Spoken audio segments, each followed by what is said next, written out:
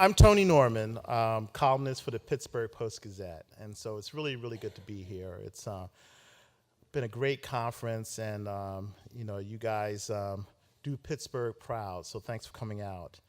I'm here to introduce Yascha Mounk, who's a writer and an academic and a public speaker known for his work on the rise of populism and the crisis of liberal democracy. He was born in Germany to Polish parents, and Yascha earned his bachelor's degree in history from Trinity College, Cambridge, and his PhD in government from Harvard University, where he is currently a lecturer on government. He's also a senior fellow in the political reform program at New America and the executive director of the Tony Blair Institute for Global Change. Yascha Mounk is the author of 3 books, a columnist at Slate, and a host of the Good Fight podcast. I first stumbled upon Yascha Mounk on the Ezra Klein podcast, where he has appeared several times. I used to think that Ezra Klein was the smartest guy doing podcasts until Graham came along. And there are a few thinkers out there with Yascha Mounk's grasp of the issues we've been talking about here for the last 2 days. There will be an audience Q&A following Yascha's remarks. Keep your questions brief so we can accommodate as many people as possible, and please go to the microphones. And we are videotaping and would like to capture your questions on the screen. So ladies and gentlemen, please give a warm welcome to Mr. Yascha Mounk.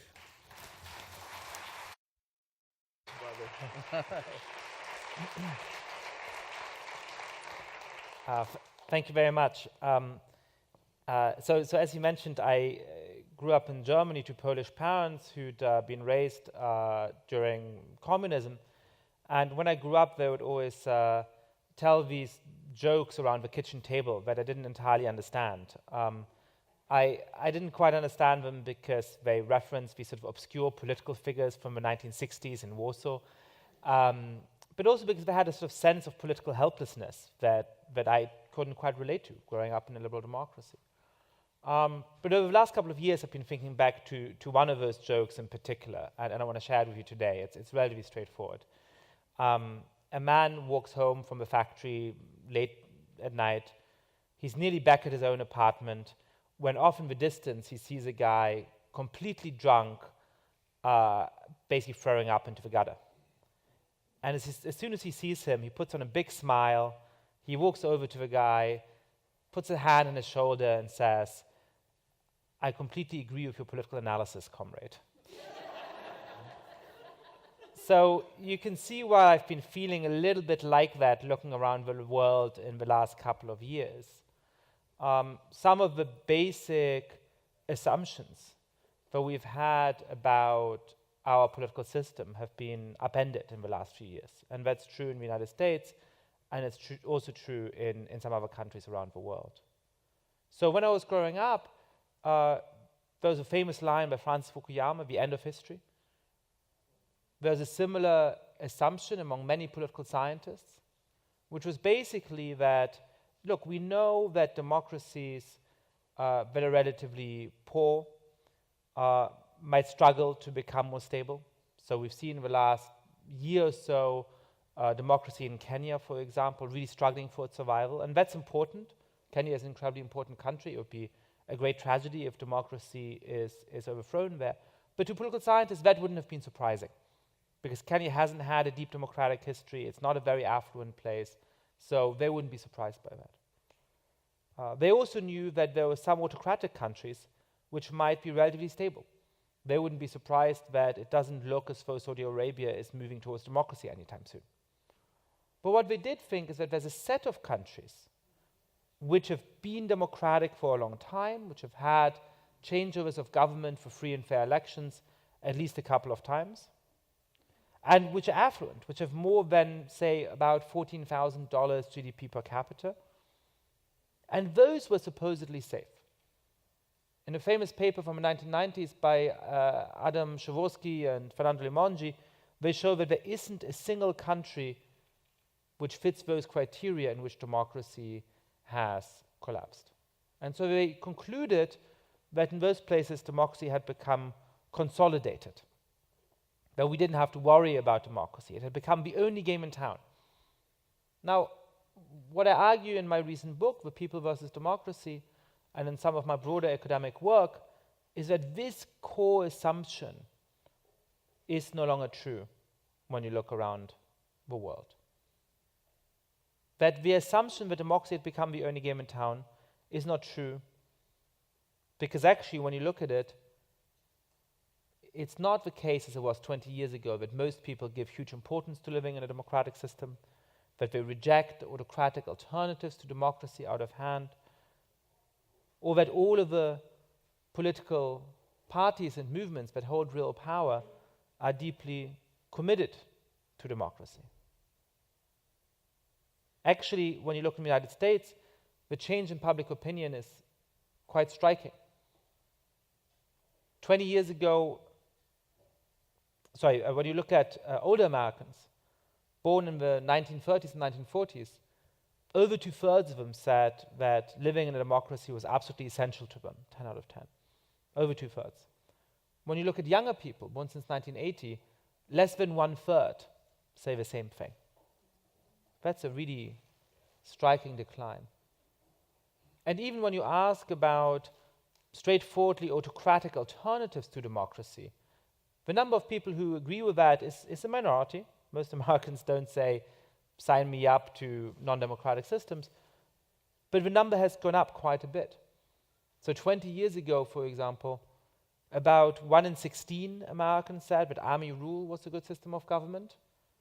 Now it's 1 in 6.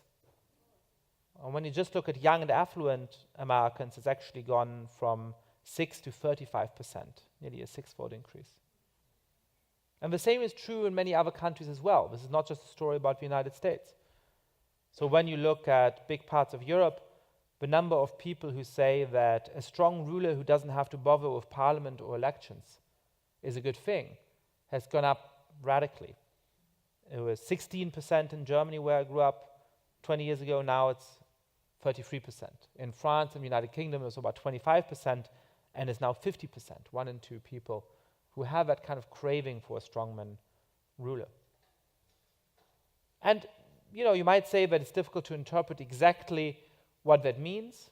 It's difficult to know exactly what to make of those slightly abstract questions, and perhaps people don't really understand what they're answering when they're asked those by some guy with a questionnaire in his hand. But what we're seeing is that there are more and more extreme political movements that are rising across all of these countries as well. Winston Churchill famously spoke in the wake of World War II, at the beginning of the Cold War, of an iron curtain that's descending across Central Europe, from Stettin in the Baltic to Trieste in the Adriatic. Well, today you can actually drive from Stettin in the Baltic to Trieste in the Adriatic, and you can either turn west and go all the way down to Bari, or you can turn east and go all the way down to Athens, and never leave a country ruled by populists. Back in the year 2000, populist political parties in Europe on average had about 8% in national elections. Now it's 27, 28%. They used to rule in about 7 countries, now it's 15 or 16. So what I want to do today is a few things. I want to describe what the nature of these insurgent political movements is, what the nature of populism and liberal democracy is, and how it is that it is intimately bound up with an attack on our freedom of speech, and how attacks on our freedom of speech allow those movements to assail our democratic institutions in turn. I want to say a little bit of something about the roots of these developments.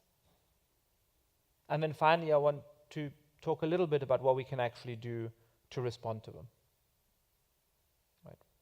So I think to understand the nature of these political movements, the nature of a threat to our political systems, we need to remember that we live in political systems that are called liberal democracies. And it's very important that when I say liberal here, I don't mean liberal and conservative, Democrat and Republican. right? So liberal in this context simply means the philosophical concept that we think our political system is supposed to preserve individual liberty. And it's meant to do that by giving individuals and minorities rights to protect themselves against the state. The state can't come in and tell you what to say and what to believe and who to worship and who to be in a relationship with and all those kinds of things. And it also entails certain political institutions that make sure that we don't end up with a tyrannical government. So it contains the rule of law and the separation of powers and the existence of independent institutions and all those kinds of things. That's the liberal element of our political system. And the other element is the democratic element. So what our political system promises us is not only that we're free to live our lives as we wish, it's also that together, collectively, we rule ourselves. But there isn't a king or a queen or a priest or imam or a rabbi or a dictator who tells us what to do. That, in whatever complicated way, we together, through our votes, figure out what we want to happen politically. That's the democratic element. Right? Now, my fear is that these two elements of our political system have started to come apart more and more. That for a long time, we've had a system that I would call rights without democracy, in which we've been reasonably good, for with some very big exceptions, especially around race, but we've been reasonably good at protecting individual rights and respecting the rule of law.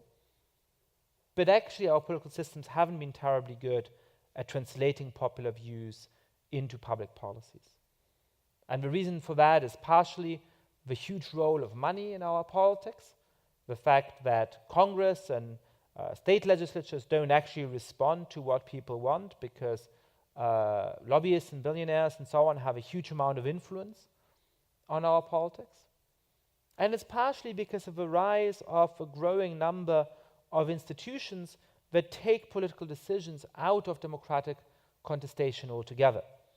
So that many of the most important decisions in our country, and the similar things happening in many parts of Europe, aren't actually taken by Congress, they're not actually taken by state legislatures, they're taken by the Supreme Court, they're taken by independent agencies, like the Consumer Protection Bureau, the Environmental Protection Agency, and so on. They're taken by central banks that have more and more power and more independence in many places. They're taken by trade treaties and international organizations, and many of those do good work. Many of those actually have made decisions with which I agree. But when you take all of that together, there's a whole swath of our governance that isn't actually in our hand.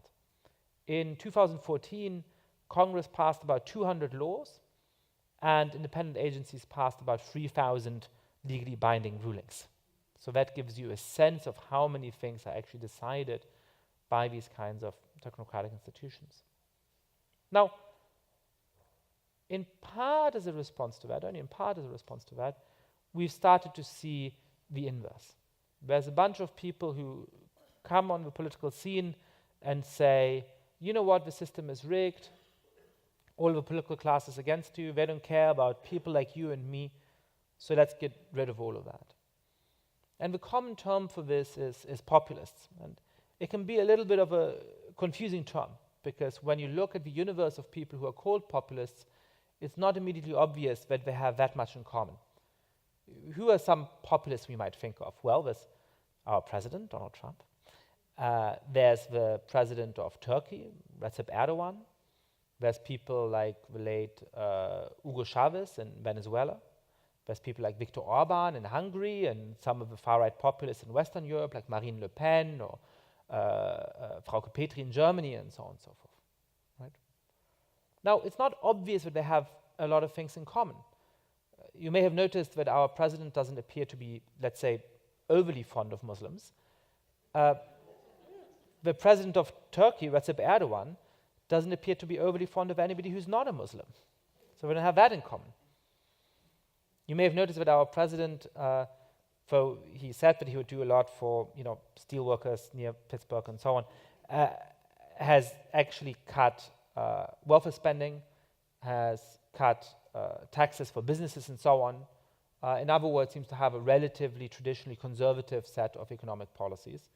On the other hand, there's populists like Hugo Chavez in Venezuela, who, at least initially, expanded the welfare state and took corporations to be his enemies, right?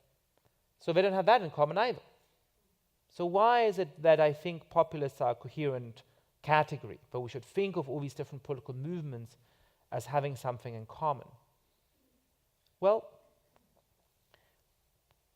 what all populists do is to argue that politics is at its heart very simple and very straightforward. That really, in the end, the only reason why we have any political problems is that the political elite is corrupt and self-serving, that they care more about minorities. Those minorities might be ethnic or religious or cultural, it depends from country to country, but people who are, quote unquote, not like you and me, not like real people. Right? That's who the elites care about. And so what's needed to fix all of our problems is for somebody like me, the populist, the representative of the people, to come in and actually speak for what people want. Right? Actually give voice to their opinions. I am your voice, Donald Trump said at the Republican National Convention. And implicit in that claim is not only that they speak for people, is that they alone speak for people. That's the really important thing. That anybody who disagrees with them is, by nature of that, illegitimate.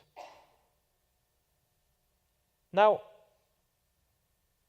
already when they are running for office, and this is where we start to get to the First Amendment, they love to denigrate the press.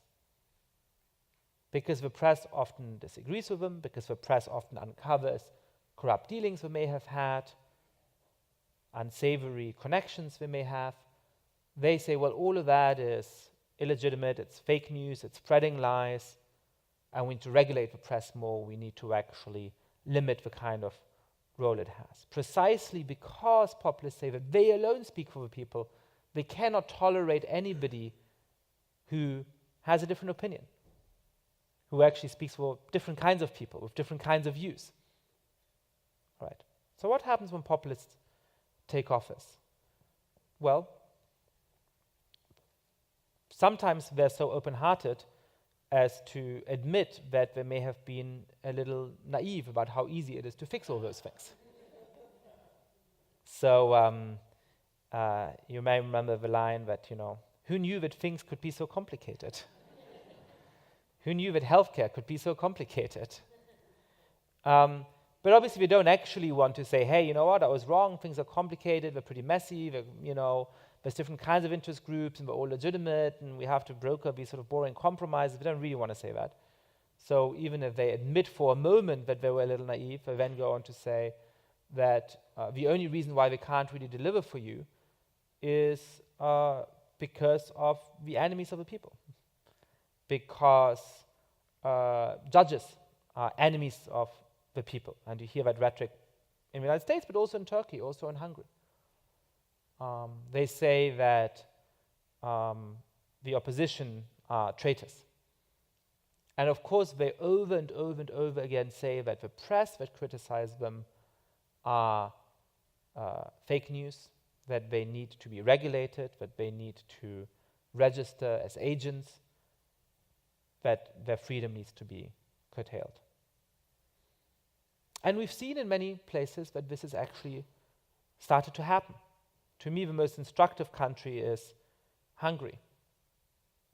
Since Viktor Orban took power there in 2011, he started by attacking the press. The first thing he did is that there's an important state broadcaster in the country, a little bit like the BBC in Britain, and he turned it into just a straightforward propaganda outlet that never criticizes him, that continually talks up how wonderful he is. The next thing he did is to force, through informal means, the sale of private television stations and newspapers into the hands of his political allies. So those now started to be deeply sympathetic to him as well. The next thing he did was to reform the country's judiciary in ways that looked sort of neutral from the outside. He lowered the retirement age, forced a bunch of judges into retirement, appointed his own judges. Now he has a set of special courts, which he just introduced in the last week, which are going to handle any case to do with foreign influence and migration and so on. And so that's going to allow him to have a whole parallel court system in which his allies can punish political opponents. He took control of the Electoral Commission. He changed the electoral system to make it really difficult for some of the people who are most critical of him to actually vote. And as a result, Hungary is now a really important case in political science. If you remember the study that I was talking about earlier from the 1990s, said that there's never been a democracy that's affluent, that's been in place for a long time, where democracy collapsed. Well, I think there is now a case. It's called Hungary. According to international observers, the elections there a couple of months were mostly free but barely fair. And there's more and more evidence that some of the actual vote count was rigged as well. And Hungary has more than $14,000 GDP per capita. It has had many more than 2 changes of government for free and fair elections until now. But it's no longer a democracy. It's what I would call a system of democracy without rights, of illiberal democracy, in which, at least initially, Orban did many things that were quite popular in the country, like his tough stance on refugees. Most Hungarians did agree with that. But in which he started to undermine the liberal elements of a political system, the rights of political minorities, of religious minorities, the independence of political institutions, to such an extent that it was no longer possible to get rid of him through free and fair elections. All right. So that is the danger that we see around the world, that populists, claiming that they alone speak for the people, start to attack independent institutions, particularly start to attack the press, that they often do things that are quite popular at the beginning, but over time they undermine independent institutions so much that it's no longer possible to get rid of democratically elected governments by democratic means. And what we're seeing now in some countries like Italy, where a populist government was elected a couple of months ago, and I would argue in the United States, is the first couple of steps of that same development. Now, those countries have more long-standing political institutions.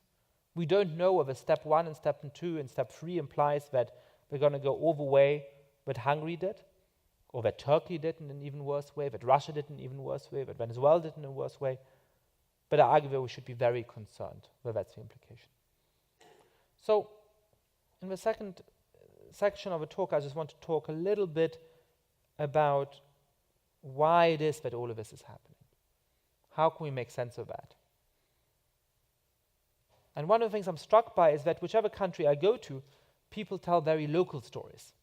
So in Germany, they say, well, you know, the problem is that Angela Merkel is very moderate politically, and that allowed this big opening to her political right, and that's where the Populist Party, the Alternative for Germany, came in. When I mean, in the United States, people say, well, the problem is that the Republican Party became more and more radical, more and more extreme, and so eventually it was taken over by populists.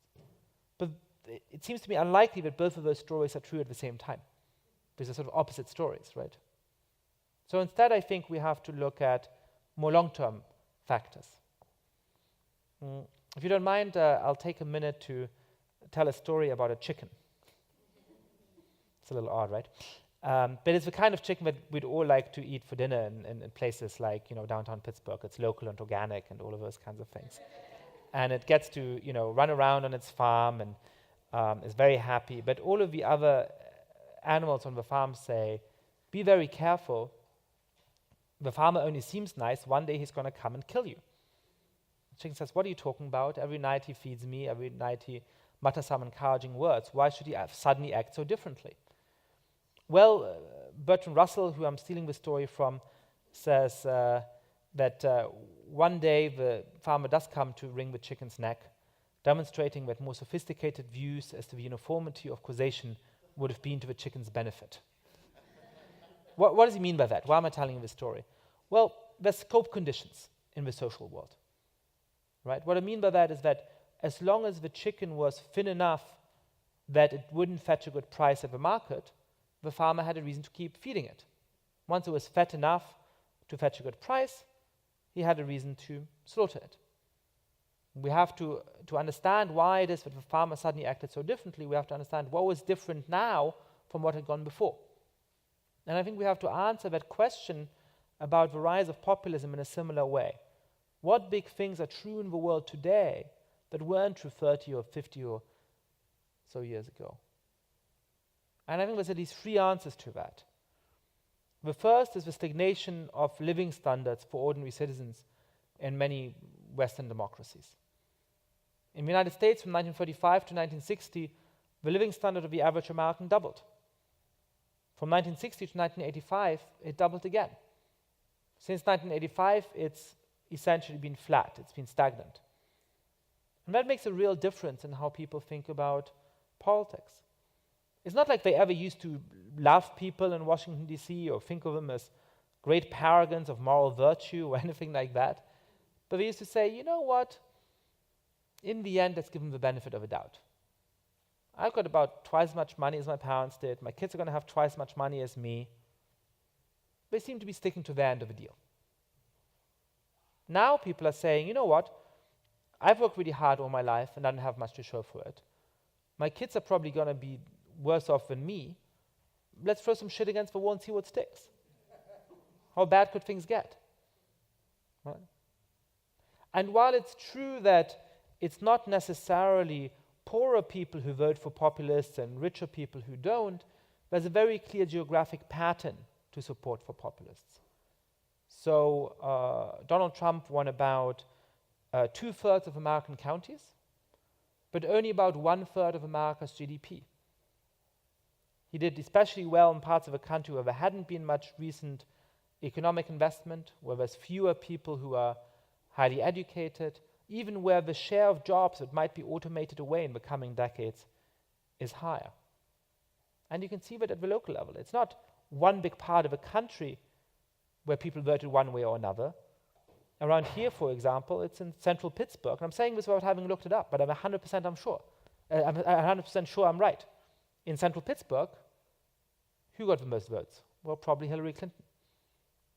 And the further you go out, 20 miles, 40 miles, 60 miles, suddenly you're in Trump country, right? And this is a pattern that you see all over the country and all over the world. In Germany, in Hungary, in Poland, in Turkey, in all of those places as well. Right. So the second big driving factor of the rise of populism is the slow transition of mostly mono-ethnic, monocultural countries into multi-ethnic ones. If you go back to 1960 and you ask somebody in Sweden, in Italy, in Germany, what makes somebody truly a member of your country? What makes a true Swede, a true Italian, a true German? The answer would have been relatively straightforward. People would have said, well, somebody who descends from the same ethnic stock. Now, over the last 50 years, there's been quite a lot of immigration into those societies. And thankfully, that set of conceptions has slowly started to change and to transform. The actual laws have changed. When I was born, it wasn't possible to become German because you were born there, or because you were raised there, or because you had an immigrant visa. Either you were descended from a German, or you married a German, or you would never be German. Those were the two ways to become German. Well, that's changed. And cultural conceptions have changed as well. A lot of people now recognize that obviously a German can be black or brown, or Muslim or Jewish or Hindu, but there's a big part of the population that rebels against that, that rejects that. And for we don't have to condone that, for I personally deeply dislike that, you can see why it is that people actually do have something to lose. But 30 or 40 years ago, if you think of somebody who's perhaps not the most affluent guy in the country, not the smartest guy in the country, not the guy who gets the most social respect, it was very tempting for them to say, you know, well, at least I'm German rather than Polish. Or at least I'm part of a majority rather than one of those Turkish immigrants, right? And that sort of status advantage is no longer there for them in the same way, because perhaps the boss is now the descendant of Turkish guest workers. Perhaps their representative in parliament is were descendant of Turkish guest workers. Now in the United States and in Canada, the story is both similar and different. It's different in that, obviously, the United States has always been a multi-ethnic society, but it's similar in that the United States has always had a very clear racial and ethnic hierarchy, which gave huge advantages to one racial and religious group over everybody else. And it's worth remembering that we've actually come quite a long way in overcoming that. Nobody can pretend that our country is completely just today. And I understand that there was a horrible shooting in East Pittsburgh just yesterday, which underlines that once again. But it's also quite clear that it's better to be a member of just about any ethnic or religious group in this country today than it would have been 60 or 40 or 20 years ago. So we've made a lot of progress, but again, there's some people who have a lot to lose from that and who rebel against that. And that's one of the big tensions we have in the country today.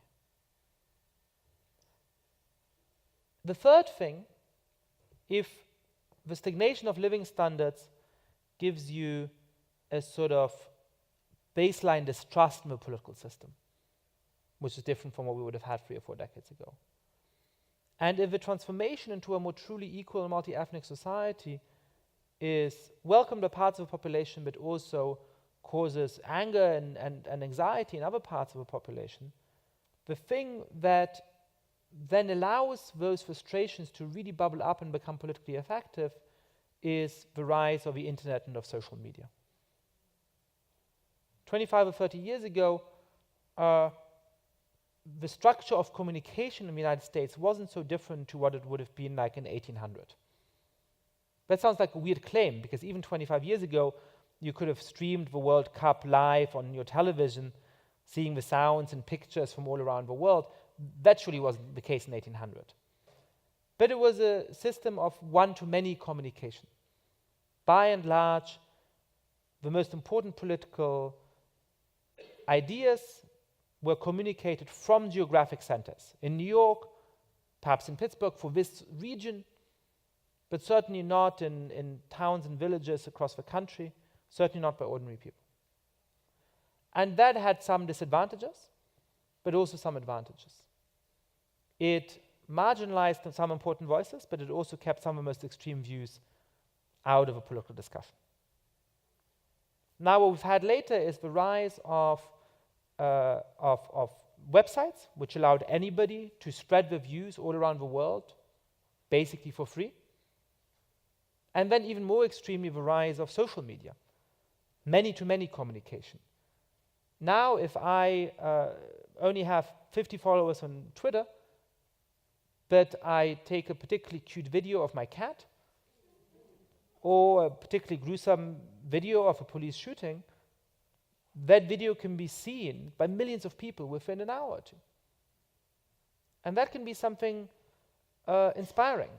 I was at a conference a few weeks ago with one of the survivors of a horrible shooting in Parkland, Florida, who's become a great advocate for gun control. And whatever you think about that particular topic, it's inspiring that an eloquent young man can take on this kind of role in our national discourse basically overnight because of the power of social media. But at the same time, social media obviously also allows people with extreme views, with hateful views, people who want to spread fake news, people who say, listen to me rather than the established media, you don't need to have reporters, you don't need to have people do actual research, I know exactly what's going on, to take on more and more power. And in conjunction with those other forces that I've talked about, in conjunction with the disappointments in economic performance, in conjunction with some of the fears around demographic change in the country, that becomes a very potent cocktail and helps to explain what's been happening.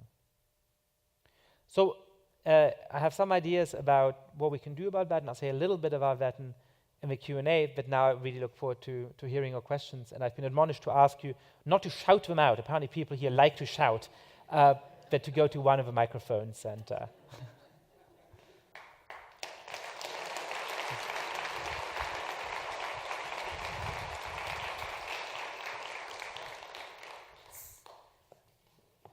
right. I wonder if you can elaborate a little bit more about social media as a platform for, and maybe even talk a little bit about how social media has become a platform for demagoguery, and how someone who apparently is as ahistorical as our president and not particularly sophisticated was able to create a movement that can move him into a position of power. I'm not naive enough to think that he did it by himself, but he's the face of something. And how did they have the wherewithal to marshal social movement, social media the way they were able to do? If you have any theories. So part of it is what I started to explain with the sort of gatekeepers that he used to have and that he was able to circumnavigate, right? I mean, in 1992, if you had started saying, oh, I don't believe that Barack Obama was born in the United States, people just wouldn't have, printed that opinion. They wouldn't have allowed you on TV to say those kinds of things. People said, well, there's no evidence of that. Why should we even entertain this, right? Through social media, you're able to circumnavigate those gatekeepers, and that allows you to just put the claim out there, right? And that's a really important transformation. But I think there's a few other things here as well. So one of the striking things is there's a great study that was done a few months ago, which basically investigates whether or not some of Donald Trump's supporters are aware that he sometimes lies, right? So he says that climate change is a hoax perpetrated by China. That's one of his tweets, right? And they were like, well, do people really believe this, right? And it turns out that no. When you ask most of his supporters, they don't believe this. But when people think that the political system is basically illegitimate, they don't actually care when somebody lies, as long as that lie demonstrates who he stands for. And something like that tweet says, I'm on the side of America, I think China is screwing us over, I'm going to stand up to them and do something about it. And people like that sentiment, like what that implies, even though they know, oh yeah, I mean, climate change isn't really a Chinese hoax, but I still like that he does that. That's the first step. And then the second step is that people can often be popular because they say outrageous things, even if most people dislike the outrageous thing. So this is something that I think people are often confused about, where they see Donald Trump say, for example, things that, frankly, are racist. And they say, oh, so it must mean that most Americans are racists. And when you look at polls, and actually they don't seem to be, at least according to polls. Perhaps they know not to say racist things because it's not very polite and so on. But I think there's something else going on, which is that these populists, and you see this dynamic in many other countries around the world as well, they say something really outrageous and something really unpleasant. And then everybody beats up on them and says, well, this is a horrible thing to say, which it is, right? But because people dislike all of the people saying that, they say, well, you know what, if from Paul Ryan to Hillary Clinton, everybody says that Trump is terrible, and I dislike Paul Ryan, I dislike Hillary Clinton, I dislike all of those people, you know what, there must be something all right about him. So even when he says something outrageous that actually is deeply unpopular, it can boost his popularity because it shows that everybody is against him. And again, social media allows that dynamic to happen. That wouldn't be possible in the sort of older media structure we had. Yes? If social media gave rise to extremists, why does it not also give rise to the opposite of that? To people who are, I don't know, hippies from the 60s, who believe completely the opposite of what Trump voters believe? Well, I mean, I think, let's have a cheer for hippies from the 60s.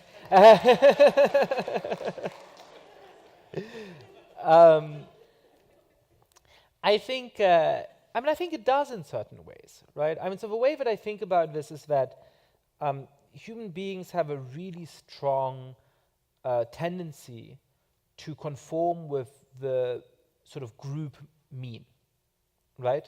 So you might have an opinion that's here, but if everybody else has opinions that's all around there, it pulls you back into the center a little bit, right? And you see that in all kinds of psychological experiments. It doesn't have to be political, right? If you ask people to estimate how many straws there are on the floor, right? And there's 50 straws, but it's a rigged experiment, and all of the other people say 10, right? Suddenly people are like, well, 15, you know? And that's one of the things that moderate political discourse, right? And normally, you know, people in central Pittsburgh may have slightly different views than people 30 miles out, and so there's always a little bit of geographic variation there. But actually, there's still some political diversity within these neighborhoods, right? And so it pulls people towards the middle a little bit. Now, what social media allows people to do is to completely self-select the set of people who they're in conversation with. So suddenly the implicit group isn't your building and the people who are your neighbors or anything like that. It is the people you follow on Twitter. But because you select who you follow on Twitter, they're much more likely to also be here. And so then that pulls the political discourse apart, right? And I would say that phenomenon you can actually see on all kinds of different corners of the internet. I'm not a vegan. If I don't think too much about the ethics of eating meat, because otherwise I fear I'll end up as a vegan, and I like my meat. But it's one of my less moral sides. But I randomly stumbled across a part of vegan Twitter. So there's vegan Twitter now. And there was this woman who's a sort of vegan activist who cares about this stuff, who tries to persuade people to be vegan. And she told this story of, you know, going home, and there was a little girl who was crying because all of her friends were getting ice cream. She didn't have the money for ice cream. And so she bought her ice cream. She was shouted at and really shamed by thousands of her fellow vegan activists because she had supported the dairy industry by making this choice, right? So this is one of the ways in which the internet becomes extreme. There's no way that 20 years ago people would have said something negative about this, because they wouldn't have been in such self-selected a group, right? And perhaps that's good. I mean, perhaps, you know, actually veganism is so right and the dairy industry is so evil that's right. I don't know, right? I mean, but it shows you how it can completely polarize political discussion into these little groups. And that's one of the effects of social media. So at the beginning of your talk about populists, you mentioned a few of the independent institutions that, because they're not accountable to voters, in some way give rise to populism. Mm-hmm. But then at the end, you talked about how populists target the very same independent institutions as a way of undermining democracy. So I was curious what kinds of attributes of independent institutions can make them accountable in ways other than to voters, and support democracy. Mm-hmm. Yeah, I always wait for this question, because there is a real tension there, and nobody ever asked this question. It's the first time that I get the question, but I'm always like, somebody needs to ask this question. So thanks. So I think there's certain independent institutions that democracies need. Right? You need to have independent law enforcement and independent investigatory institutions. Right? I mean, if the head of government can say, hey, go investigate my political opponent, go lock them up, that obviously runs counter to the ability to sustain free and fair elections over time. Because if a head of government wants to stay in power, all he has to do is to direct his political underlings to go investigate on trumped-up charges his political opponent and lock them up, and you know what? He can get reelected. This is not a theoretical thing. This is what happens in Turkey, in Russia, in Venezuela, and in all of those places. Right? So there's some independent institutions that are particularly important. And certainly in the United States, I would say that the Department of Justice and the FBI are particularly crucial ones. Then there's a whole set of other institutions where I'm genuinely split. I can see the argument for and against. So when you think of institutions like the Consumer Protection Bureau, like the Environmental Protection Agency, the sort of populist argument, and by the way, it's a populist argument on parts of the right, but there's also parts of the left who make the same argument, say, you know what, these are really conspiracies against the people. Right? The only reason they exist is because they're tools of corporations or the deep state or whatever, and different people would make different arguments about it, right? And they don't serve any purpose. let's just get rid of them. Well, I think that underestimates how important a job these institutions do. We need those kind of institutions if we want to make sure that power plants stay safe, that we have international trade.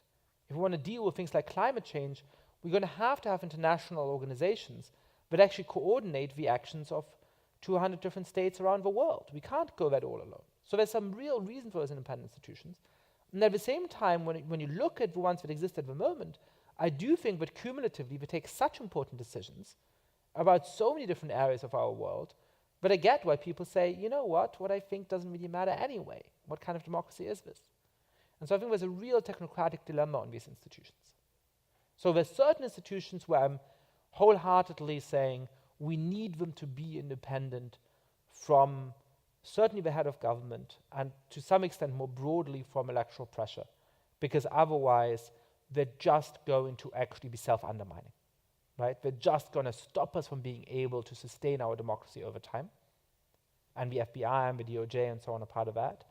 And then there's other institutions like an independent central bank, an independent Supreme Court, like things like the Consumer Protection Bureau, where I think it's really split. On the one hand, they help our governments perform better. They often take good decisions that actually help people lead better lives. And on the other hand, I do think we have to take seriously that they take many important decisions out of people's hands, and that's a problem. I think you made a very penetrating analysis of the rise of populism and to the point of the creation of a liberal democracy in Hungary. Where do you think the United States is on the road toward that? And how do we roll it back, given the social media environment and all the rest? So I think, look, where are we on the way towards that? We're in the beginning stages, and they're looking strikingly similar to what they look like in those other countries. And by the way, I know that it doesn't look as though our democratic institutions are about to falter right now, but it didn't look like that in Turkey a couple of years after Recep Erdogan took power either. It's really worth going back through the archives of the New York Times, or Wall Street Journal, or other newspapers, and see what they were writing about Erdogan 2 or 3 years into his stint in office. They were saying, oh, you know, there's some worrying things about him, but actually he's bringing a kind of Muslim form of Christian democracy to Turkey and re-democratizing the country, and all of this is probably for the best. Well, now he's basically a dictator. And there's a very important election coming up this Sunday in Turkey, probably the very last chance to oust him from power, but I have very serious doubts that there's going to be a fair vote count and so on and so forth. So we're in the first stages, but because the United States isn't quite like any other country in the world, we can't necessarily conclude from that to what will happen here. Perhaps the fact that we've been a democracy for longer, that we're a more affluent society, that we have great civil society organizations like the one that convened us today, is going to help us stand up to that. And that's my great hope. But we've seen how quickly a lot of people have fallen into line. So I'm not too sanguine about that. Now, what can we do about that? A few things. The first is tactical. So we've seen that in many parts of the world, the first time that an authoritarian populist is up for re-election, the opposition retains a real ability to oust them from power. Elections aren't necessarily entirely free and fair, but they're mostly free and mostly fair. If enough people come out and rebel against that government, that will actually go away. But we've also seen in places like Hungary, and we may see it soon in Poland, we've seen it in Turkey, that once they've already been re-elected once, it gets harder and harder. Suddenly, opposition candidates are disqualified, they miraculously find themselves in a police investigation, vote counts aren't really, are meddled with, and so on. And so I think it's absolutely crucial to oust authoritarian populists from power at the earliest possible opportunity. The other thing, though, is that, as I've described, there's these sort of structural drivers of populism, and we need to deal with some of those. So very briefly, on the 3 things that I've talked about, we need to make sure we have economic policies that ensure that people, again, really share in the economic growth that we're seeing again, and that they do have a sense that, you know what, my life is better than my parents' life was, and my kids' life is going to be better than now. And there's things we can do without giving up on globalization, free trade, and all of those things, a market economy, all of those are right, but there's ways that we can regulate all of these phenomena to make sure that ordinary citizens actually share in the positive consequences of that. And there's a lot in my book about what that would look like in terms of economic policy. The second thing is that when you look at a multi-ethnic society, you need to embrace forms of patriotism in order to emphasize what we have in common. Certainly growing up as a Jew in Germany, my temptation was to say, let's leave nationalism behind in the 20th century, which it so cruelly shaped. But I think that's a mistake, actually, because nationalism can also be a form of solidarity. It can be what draws us beyond just caring about our family, just caring about people who have the same religion than us, people who have the same ethnicity than us. It's what can make us feel solidarity towards some of the people who are unfairly locked up. It's what can make us feel solidarity towards people in Houston when there's a big hurricane there, a natural disaster, or people in Puerto Rico for that matter, right? So I think what we need to fight for is an inclusive form of patriotism in which we emphasize that who is an American doesn't depend on the color of their skin or their religion or their sexual orientation, but that there's something good about being American and that we can have that solidarity with each other. And the third thing, in terms of social media and the internet and so on, is that I don't think the answer is censorship. And we see the temptation. Many European governments now are starting to say, if you spread hate speech or if you allow hate speech to spread on your platforms, then you should actually go to jail or you should be fined. I think that's the wrong reaction. Not because I think that hate speech has any value, but because I don't trust any government to make a decision for me of what can be said and what can't be said. One of the things that I always find confusing is that the people who are in favor of limiting freedom of speech, look at the government we have at the moment and yet assume that it's going to be them who decide what speech should be allowed and what speech should be forbidden, right? I don't trust the current government to decide for me what speech should be allowed, and that's why I'm in favor of free speech, not because I think that all forms of speech have value, right? But there is another response to that, which is to actually fight for our civic values. From Plato to Aristotle and from Rousseau to the founding fathers, each set of thinkers who thought about self-government emphasized the importance of transmitting our political values from one generation to the next. And the number of civics lessons in high schools has been cut radically. At universities, we talk about all of the things that are wrong in this country, and there's plenty of them, and it's great to talk about them, but we don't talk about what's right in this country. We don't talk about why it's still better to be a citizen of the United States or of France or of Sweden than to be a citizen of Poland or Hungary or Russia or Venezuela or China, right? And so we need to actually double down on telling people about the values of our political system, which are now newly embattled. All right, I'm not just nearly out of time, I'm over time, but I want to end by saying that sometimes when I talk to people about this topic, they say, oh, that's good, but oh my God, it was depressing. So I hope I haven't depressed all of you. But I'm not depressed by this, actually. I'm worried, I'm concerned, I'm scared, but I also think that it really matters now what we do and how we act. 20, 25 years ago, we knew that there's important issues in politics and so on, but we also basically thought we know what the country is going to look like. Now I think the urgency of a political moment is even greater than that. We really are fighting for the survival of some of our most basic values. And while that's scary, it should also be inspiring. I went to a talk about half a year ago now by a great novelist, Amos Oz, who said, look, there's a huge fire burning out in the world. And it can feel a little bit hopeless. What can I, with my little bottle of water, do to put out that fire? But you know what? There's a whole bunch of us in this room. And there's a whole bunch of people who you can talk to and persuade to join in a movement to save our values. And if each of us takes our little bottle of water and puts it on the fire, then collectively we might just be able to extinguish it. So I can't promise a happy end, but unlike the citizens of those other countries I've mentioned, we still have the power to act. And so I think it's our duty to do that. Thanks.